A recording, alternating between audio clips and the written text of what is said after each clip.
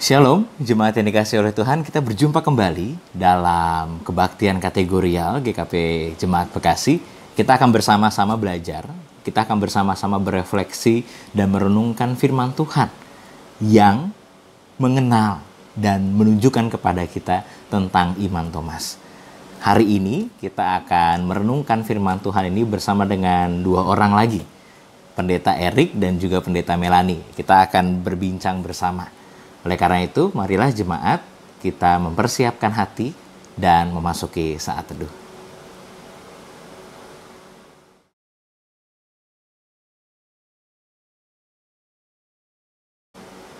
Mari jemaat yang dikasihi oleh Tuhan, kita mempersiapkan hati untuk membaca firman Tuhan. Hari ini firman Tuhan diambil dari Injil Tuhan Yesus Kristus menurut Yohanes pasal 20 ayat 24 sampai 29. Injil Tuhan Yesus Kristus menurut Yohanes pasal 20 ayat 24 sampai 29.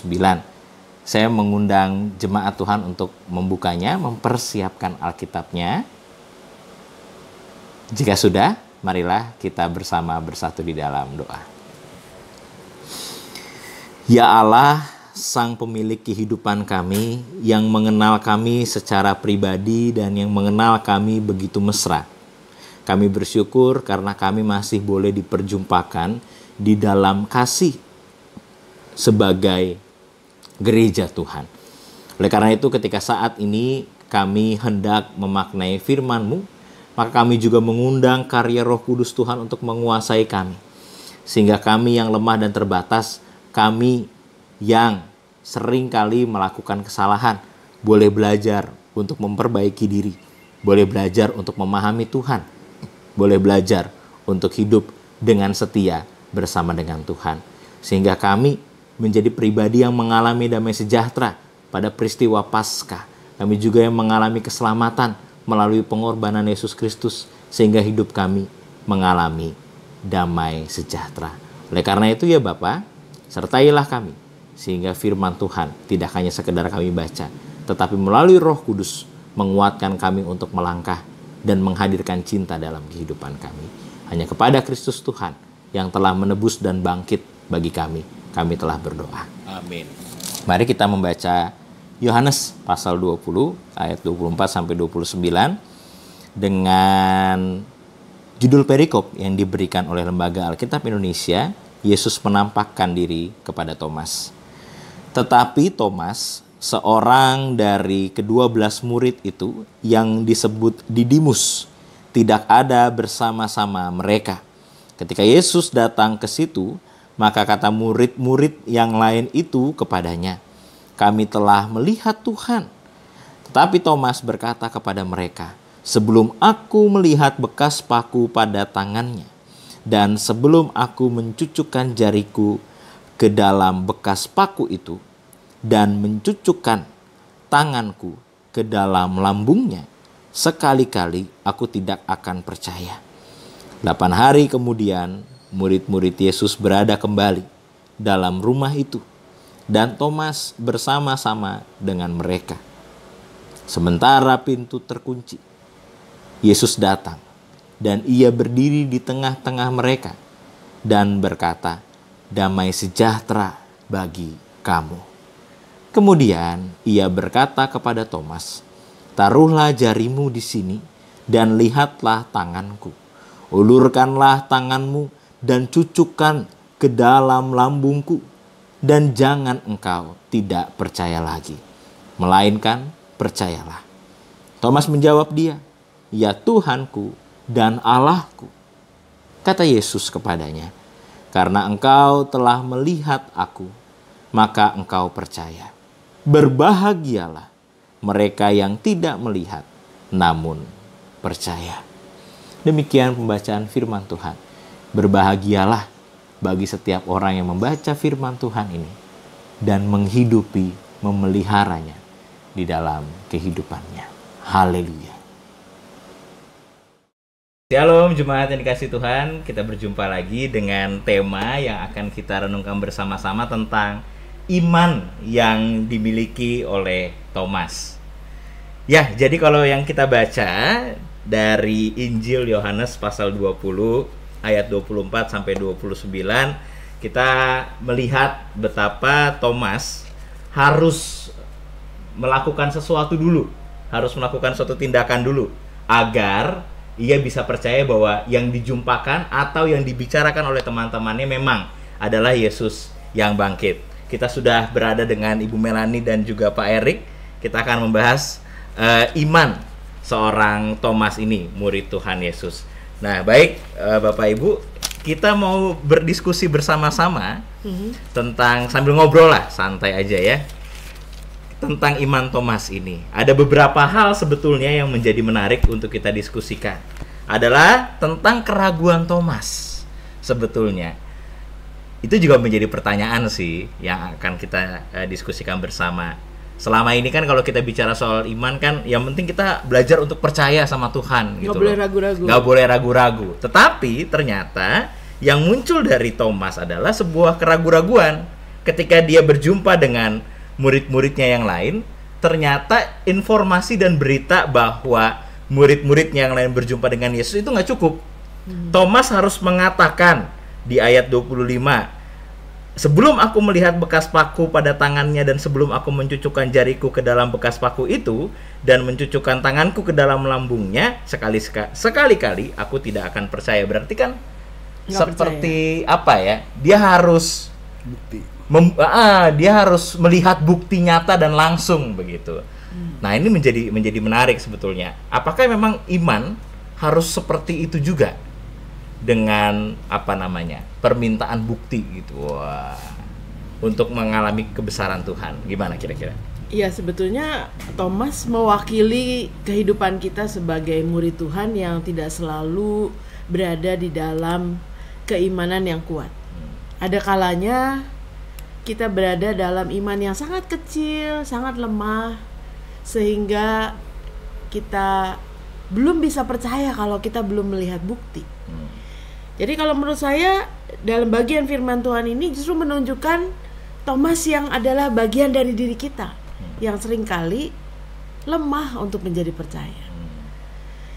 Firman Tuhan justru sangat jujur memperlihatkan betapa sebagai muridnya kita tidak mudah untuk menjadi percaya. Berarti sangat manusiawi ya. Berarti Thomas itu menunjukkan tidak jauh-jauh adalah kita sendiri sebetulnya. Iya. Sebagai manusia yang penuh dengan keterbatasan. Bahkan nggak hanya kita nih. Kalau bicara Thomas yang pernah hidup dengan Yesus pun tetap mengalami keraguan-raguan. Begitu ya. Apalagi bagaimana dengan kita gitu. Nah, jadi yang juga perlu untuk didiskusikan, walaupun Thomas punya keraguan-raguan, dia punya ketakutan dan juga dia punya pertanyaan atau dalam istilah tertentu skeptis gitu ya. Dia harus membuktikan segala sesuatu sehingga dia menjadi percaya. Tetapi yang menarik dari teks ini adalah Tuhan Yesus justru dia melakukan sebuah tindakan yang memenuhi kebutuhannya Thomas. Ini kan yang menarik adalah dua perikop ini di pasal 20 itu, perikop yang pertama 19 sampai 29 ayatnya dan perikop selanjutnya 24 sampai 29 kan ada perjumpaan. Temanya adalah perjumpaan antara Yesus dengan para murid.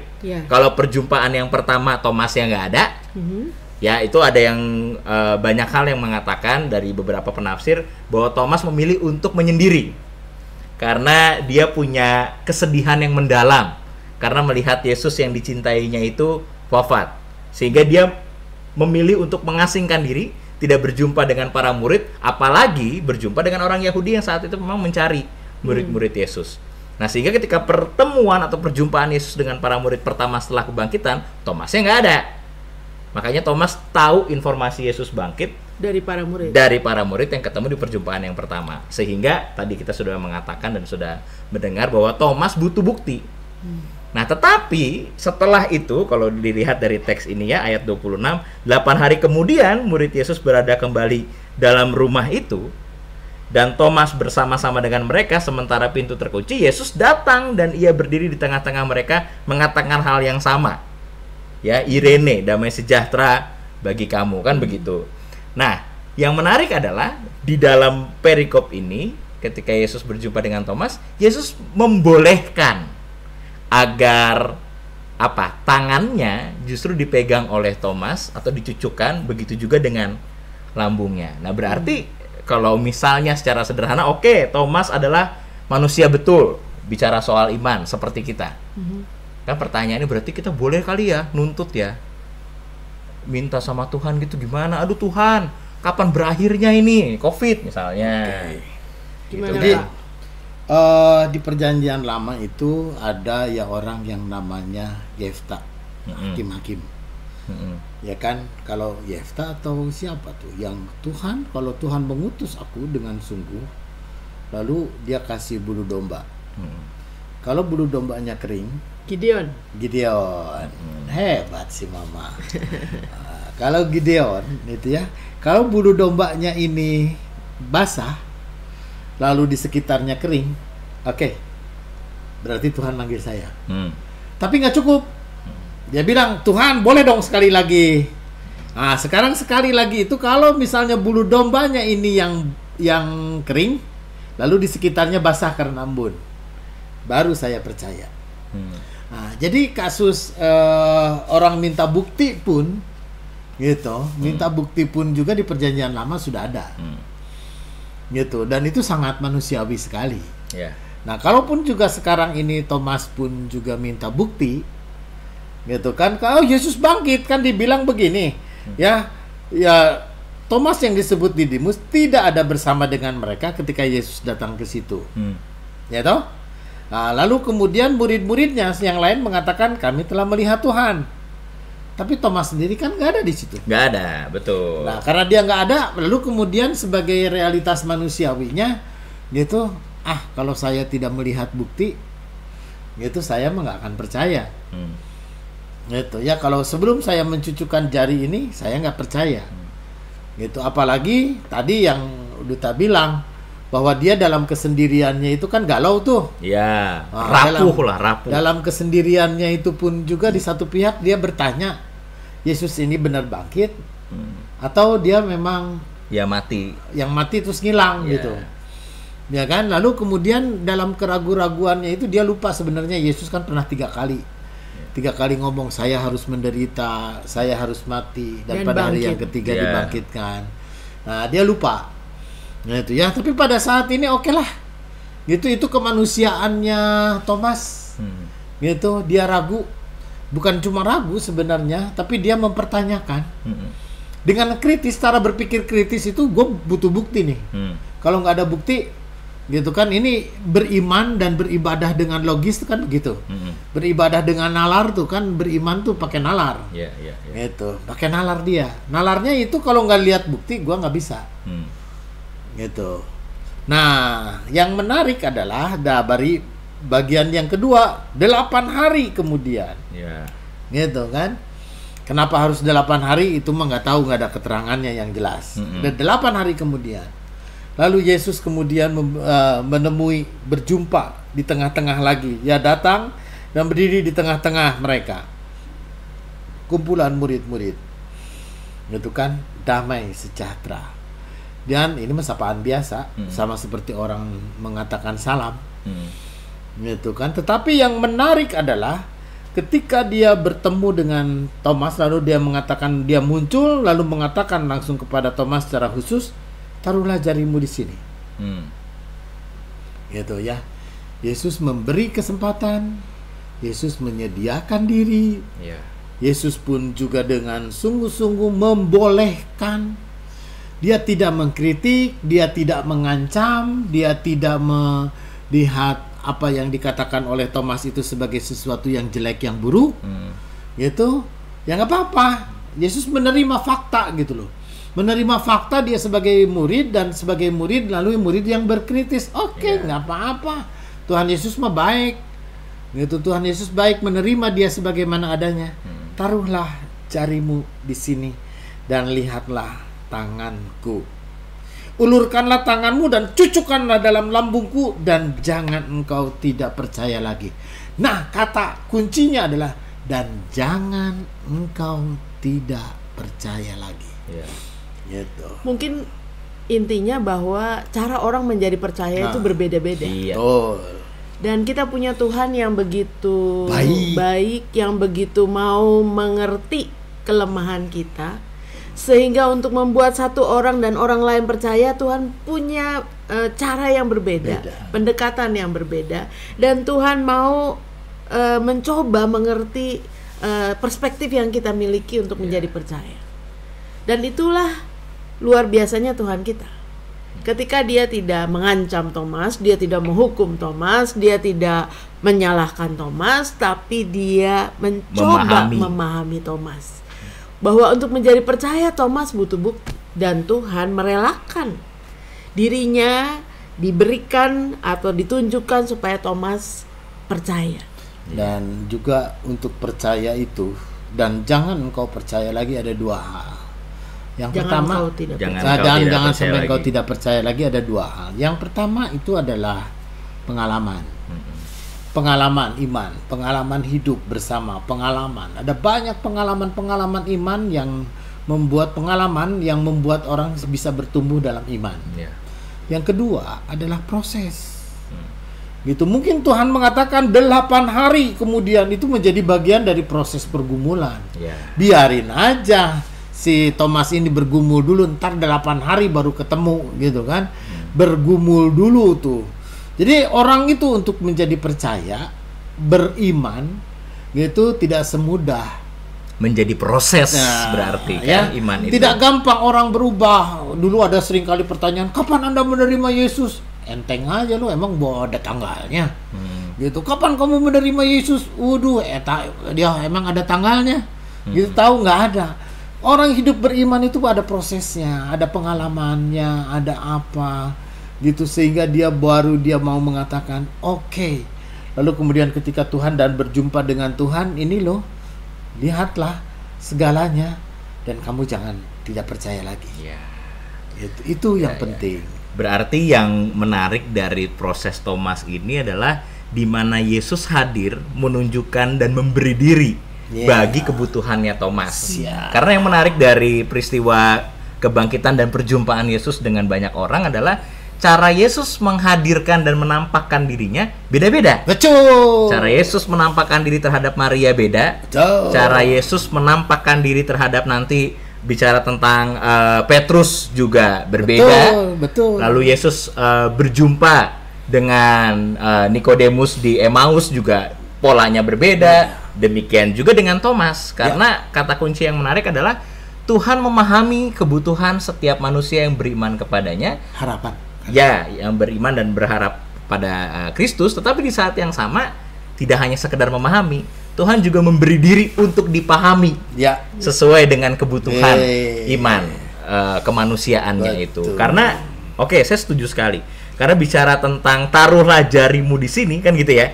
Lihatlah tanganku, ulurkanlah tanganmu, berarti kan Yesus memberi diri. Ini kan secara kata ya. Tetapi Yesus juga mengajak Thomas ini juga untuk melakukan tindakan yang mendekat dengan Yesus kan. Ada kata kunci, taruhlah jarimu di sini, berarti kan harus mendekat juga Thomasnya. Lalu ulurkanlah tanganmu dan cucukkanlah ke dalam lambungku. Kan bicara soal apa? Ya, saya hadir. Tapi di saat yang sama kamu juga ayo ikut bersama-sama dengan saya. Karena teks ini sebetulnya mengingatkan kita bahwa ya memang Yesus adalah gembala yang baik dan setia. Seperti firman dalam Yeskiel pasal 34 ayat 16 kan bicara soal bukan hanya sekedar mendekat, tetapi mendekat alamin sendiri loh. Iya, Gitu. betul. Nih cucukkan jarimu. Itu berarti sok sini deket, mendekat sekaligus alami. Lu ngalamin sendiri deh. Gitu ya, mengalami sendiri hidup beriman, percaya. Gitu. Orang kalau nggak mau mendekat, kumaha? Bagaimana orang mau merasakan hidup beriman? Gitu kan? Orang mau ngomong Yesus begini, orang berpendapat bercerita ngomong aja tentang Yesus, tapi dia sendiri nggak mau kemudian mendekat, hidup dekat, lalu coba mengalami. Gitu. Ya, mengalami Yesus secara pribadi. Ya, hidup dalam penghayatan imannya gitu secara person ya kayak begini. Gitu. Itu saya kira yang paling penting. Betul, karena yang menarik adalah dalam Yeskel tadi ya, bicara soal gembala, mengatakan yang hilang akan kucari, yang tersesat akan kubawa pulang, yang luka akan kubalut, yang sakit akan kukuatkan, serta yang gemuk dan yang kuat akan kulindungi, aku akan menggembalakan mereka sebagaimana seharusnya. Jadi kan ada banyak kata kunci di situ. Oke, Thomas bicara soal yang luka, akan kubalut untuk mengalami Yesus sendiri. Nah sehingga kita bicara soal mengalami Yesus secara personal. Dan itu juga ternyata yang membuat Thomas diubahkan seluruhnya. Karena setelah proses pengalaman tadi yang Pak Erik katakan, pengalaman mengalami Yesus secara personal, di saat yang sama di ayat 24 maka Thomas menjawabnya dengan penuh penegasan, 28. kredo, pengakuan ayat 28, ya Tuhanku dan Allahku. Kurios theos berarti ya Tuhanku, bicara tentang inilah sosok yang sungguh-sungguh menjadi fondasi hidup saya. Tapi di saat yang sama theos bicara soal inilah Allah yang adil, pemilik berkuasa. segala sesuatu, berkuasa atas segala sesuatu, yang juga menguasai dirinya dan alam semesta secara keseluruhan. Berarti kan perjumpaannya Thomas dengan Yesus bukan hanya sekedar memuaskan kebutuhannya, bukan, tetapi melampaui itu.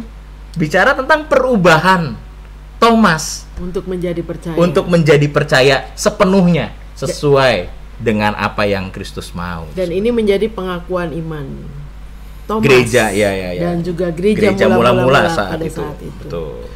Dalam pengakuan ini kelihatannya bukan hanya sekedar saya mengaku, ya Tuhanku, ya Allahku. Kan pengakuan. Ya pengakuan mengaminkan dan mengiman. Ya, saya lebih suka dengan pakai bahasa Arab alif mim nun. Itu bisa beriman, bisa dari kata amin. Itu kan kalau Arab itu kan konsonan. Alif mim nun. Bisa jadi kata amin dari iman, lalu kemudian jadi aman. Ya, orang yang mengaminkan sesuatu itu maka dia beriman. Dengan orang beriman itu maka dia pun juga akan merasa aman, tentram. Jadi ketika Yesus mengatakan berjumpa damai sejahtera, itu orang yang beriman itu ya aman hidupnya. Orang yang beriman itu pun juga akan tentram hidupnya. Karena itu pengakuannya Thomas, ya Allahku, ya Tuhanku, ya Allahku, itu membuat dia merasa seperti orang panas lalu disiram air dingin. Amin. Lega dan segar ya. Lega, segar. Amin. Gitu loh. Iya. Ya, dia bukan hanya sekedar pengakuan ya Tuhanku, ya Allahku, kata orang mah gitu ngaku aja. Tapi dia dengan sungguh-sungguh menghayati dan merasakan gitu loh. Ya kan ada sesuatu pengakuan yang membuat dia lega pisan gitu. Disegarkan dirinya. Dipuaskan. Jadi itu Thomas. Sehingga dari pesannya peristiwa satu ini, lagi pesannya. Ya, betul, makanya dari pesan ini atau dari proses perjumpaan ini ayat 29 menjadi menarik bukan hanya untuk Thomas dan orang-orang saat itu, tetapi rasanya juga bagi kita. Ya. Karena ada yang sangat penting. Karena engkau telah melihat aku, maka engkau percaya. Namun ada lagi, berbahagialah. Makarios itu ya. Mereka yang tidak melihat namun percaya. Nah, rasanya di sini ada kunci yang menarik. Oke, Thomas dengan segala kebutuhannya. Tetapi bukan hanya di situ. Ternyata makna berbahagia adalah bukan hanya sekedar harus sesuai dengan apa yang kita mau. Tetapi adalah di mana ketika kita percaya penuh, berserah penuh, tapi di saat yang sama mengalami sebuah kegembiraan dari sapaan-sapaan Tuhan dengan cara Tuhan yang begitu luar biasa tanpa harus berjumpa secara langsung. Nah, ini rasanya yang bisa relate sama kehidupan kita saat ini. Kenapa? Karena kadang-kadang kan orang butuh bukti lah. Kalau misalnya buktinya yang hadir tidak sesuai dengan apa yang kita mau, apakah harus kekecewaan yang muncul ataukah refleksi? Tetapi di saat yang sama kita tetap mampu mengatakan bahwa berbahagialah. Ini jadi ingat begini ya. Ini mah anak muda aja. Anak muda yang lagi LDR. Yang LDR teh long distance relationship. Maka kalau kita bicara tentang anak muda yang LDR, maka bukan soal bicara cinta. Aku cinta padamu, aku sayang padamu, bleketek gitu kan. Anak sekarang teh pada jagoan kalau sudah rayu-merayu teh. Gitu kan, meni hebat gitu. Tetapi yang paling utama di antara mereka ini dasarnya bukan soal cinta, tapi soal percaya. Ya. Trustnya Yang satu itu. ada di mana, yang satu ada di mana. Gitu kan, maka percaya enggak? Itu kan yang menjadi dasar mereka. Kalau mereka saling percaya, ini dia. Meskipun dia berjauhan tempat, nggak saling lihat, nggak saling nampak, nggak saling apa. Zaman sekarang mah ada video call, ada apa. Ini mah dibanding zaman dulu orang pacaran, gitu kan. Kalau misalkan LDR di luar kota, maka kan aku harus saling percaya. Nggak saling ngelihat, nggak saling meluk, pokoknya gue percaya aja. Nah, percaya itulah yang membuat dia berbahagia gitu loh. Dia sukacita, dia bahagia apapun, gitu kan, gitu keadaannya, pokoknya mah senang aja. Merasa aman sebetulnya. Merasa aman, kalau merasa percaya. tentram. Karena itu dia percaya. Karena kalau nggak percaya, kalau kita pakai ilustrasi LDR, kalau dia nggak percaya kan akan dipenuhi dengan segala ketakutan. Curiga. Oh, kayaknya dia selingkuh. Saya harus telepon setiap hari. Jadi merasa saling menuntut akhirnya, dan merasa saling yang LDR memberi dan saling memberi tekanan. Akhirnya tidak ada kebahagiaan. Tapi justru adalah hasrat untuk saling menguasai begitu. Betul. Nah, jadi ketika berbicara soal percaya dan berbahagia, makanya di saat yang sama ketika kita percaya, sebetulnya di saat yang sama kita belajar untuk mengalami kebahagiaan yang murni dari Tuhan. Ya, nih soal misalnya ya, sekarang ini kan pandemi, wah, corona dan apa, wah, ada orang yang hidup dengan ketakutan. Ada orang yang hidup dengan ketakutan. Takut itu semua orang sebenarnya dianugerahi Tuhan, ketakutan itu supaya orang survive kan. Waspada juga. Waspada, mempertahankan hidup dan apa, menjaga hidup, itu anugerah Tuhan rasa takut. Gitu. Tetapi rasa takut yang seperti itu tidak membuat orang bahagia tuh. Kenapa Tuhan Yesus mengatakan jangan kamu khawatir, serahkanlah segala khawatirmu kepada Tuhan, percayalah kepadaku, kan begitu. Nah, dengan supaya apa? Pokoknya supaya kita, kalau kita percaya, kita yakin benar, waspada mah harus atuh. Waspada mah menjadi bagian kewajiban kita, itu tanggung jawab manusia kita. Kecerdikan iman. Ketanggung jawab kemanusiaan kita harus waspada, jaga hidup, jaga kesehatan, jaga kebersihan, itu mah sudah keharusan. Tetapi dalam iman juga kita percaya sama Tuhan. Tuhan akan mengatasi dan Tuhan menyelamatkan, Tuhan menjaga dan Tuhan melindungi dengan caranya. Gitu kan, percaya. Dengan orang percaya maka sukacita. Dengan orang percaya mah bahagia dimanapun juga, apapun yang terjadi.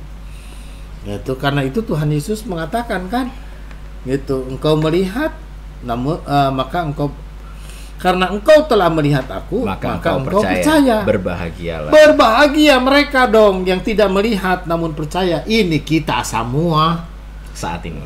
Saat ini kita tidak melihat tapi kita percaya. Sama seperti orang LDR tadi sama Tuhan Yesus mah LDR lah. Iya. Gitu. Oke, jadi dalam konteks kita sekarang ini, maka yang menjadi kunci adalah belajar untuk berserah dan percaya sebetulnya. Dan membangun relasi. Ya, karena tanpa adanya, oke, kita percaya saja, tapi nggak membangun relasi jadi kering juga percayanya. Ya. Tetapi kalau membangun relasi tanpa ada percaya, maka tuntutanlah isinya yang mengajak Tuhan untuk selalu mewujudkan apa yang kita mau, jadi nggak bijak juga. Tetapi percaya dan membangun relasi ini menjadi kata kunci, sehingga makna berbahagialah itu menjadi dapat dirasakan. Tapi pada episode yang akan datang, saudara jangan kemana-mana, tetap di channel ini. Ya, supaya kita akan bicara tentang iman, relasi iman dan relasi sukacita. Apa hubungannya iman dan sukacita? Itu akan dialami nanti ya di kebaktian selanjutnya atau di perenungan selanjutnya, di episode selanjutnya. Begitu ya. Jangan kemana-mana. Iya. Tapi ketika kita bicara soal bagian tema saat ini, maka di saat yang sama rasanya kata kunci yang menjadi menarik adalah ketika kita percaya, berbahagia. Dan ketika kita menjalin relasi di dalam kepercayaan pada Tuhan itu, mengalami Tuhan secara pribadi, maka di saat yang sama kita mengalami kebahagiaan. Tidak dalam ketakutan. Amin. Begitu ya jemaat Tuhan, belajarlah dan tetap setialah untuk percaya pada Tuhan dan juga tetap berelasi sehingga mengalami Tuhan secara pribadi. Tuhan memberkati. Sampai jumpa kembali. Tuhan berkati. Dadah.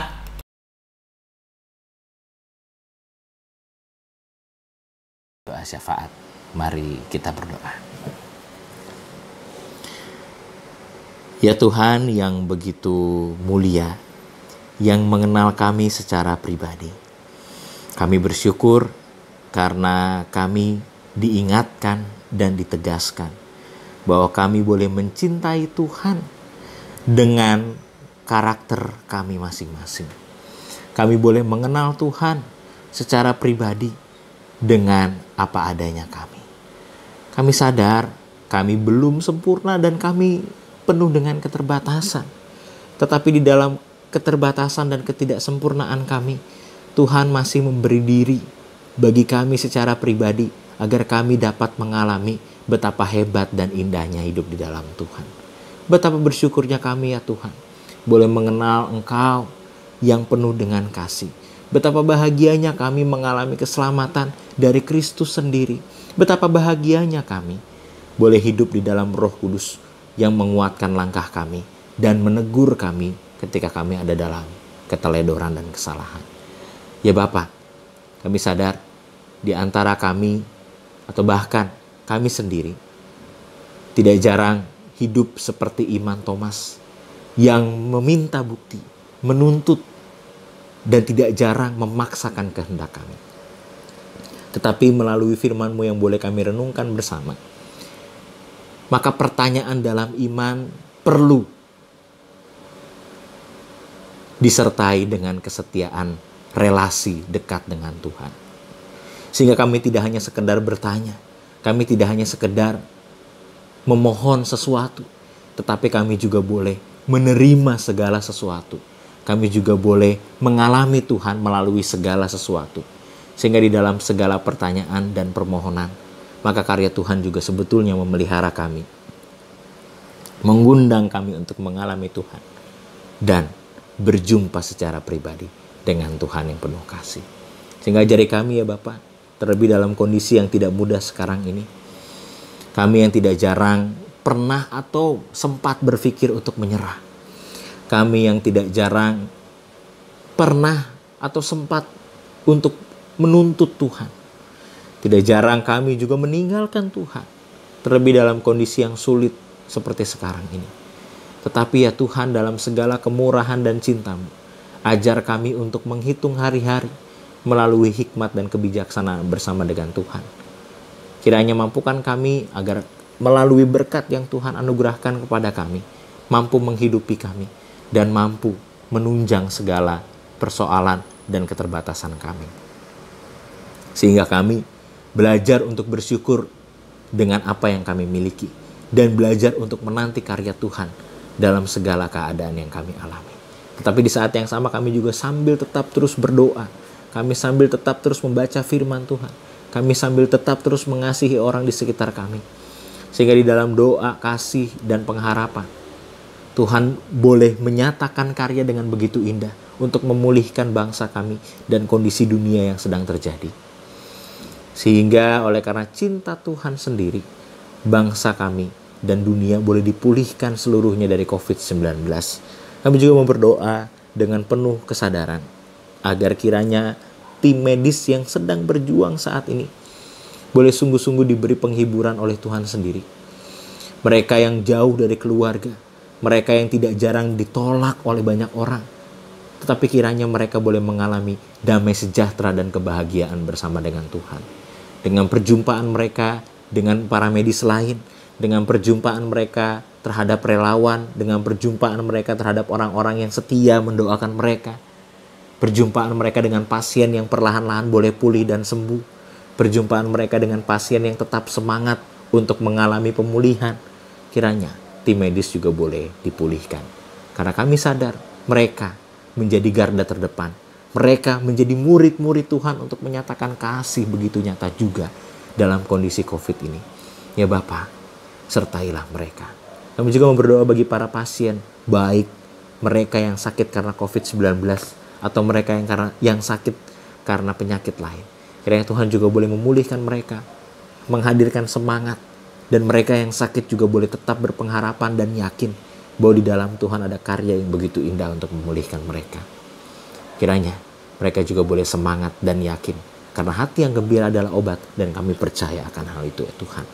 Kami juga berdoa ya Bapa, bagi keluarga-keluarga yang ada dalam situasi sulit, terhimpit, bahkan untuk memikirkan kebutuhan dasar pun mereka kesulitan. Kiranya Tuhan boleh memakai siapapun, bahkan kami, untuk menyalurkan berkat yang kami miliki seadanya. Sehingga berkat Tuhan tidak hanya memelihara kami dengan begitu rupa, tetapi kami belajar untuk memberi juga dengan segala kecukupan atau keterbatasan yang kami miliki. Karena kami percaya, ketika Tuhan dapat memelihara orang lain melalui kami, kami juga percaya Tuhan pun dapat memelihara kami melalui banyak orang di sekitar kami. Ya Bapa, kiranya damai sejahtera-Mu dapat nyata, baik melalui kami maupun melalui orang banyak. Kami juga berdoa bagi pemerintahan yang berjuang di tengah-tengah banyak sekali tuntutan, di tengah-tengah banyak sekali pro kontra, di tengah-tengah banyak sekali pemberitaan-pemberitaan negatif maupun positif. Kiranya pemerintah boleh fokus untuk menuntaskan persoalan COVID-19 dari segi ekonomi, sosial, budaya, kemasyarakatan, maupun dari segi medis. Tuhan pakai kementerian, Tuhan pakai para pejabat untuk boleh sungguh-sungguh memfokuskan diri bagi pemulihan bangsa ini. Kami juga berdoa bagi TNI dan Polri, mereka yang berjuang begitu rupa untuk bisa mengalami karya Tuhan melalui mereka untuk menjaga ketertiban dan juga menunjang bantuan yang hebat bagi pemulihan COVID, bagi pemulihan bangsa Indonesia dari COVID. Kiranya Tuhan juga memberikan hikmat, berkat, dan kebahagiaan bagi mereka. Kami juga berdoa bagi gereja-Mu, GKP Jemaat Bekasi, maupun gereja-gereja dimanapun mereka berada di seluruh penjuru dunia yang mengalami persoalan yang sama.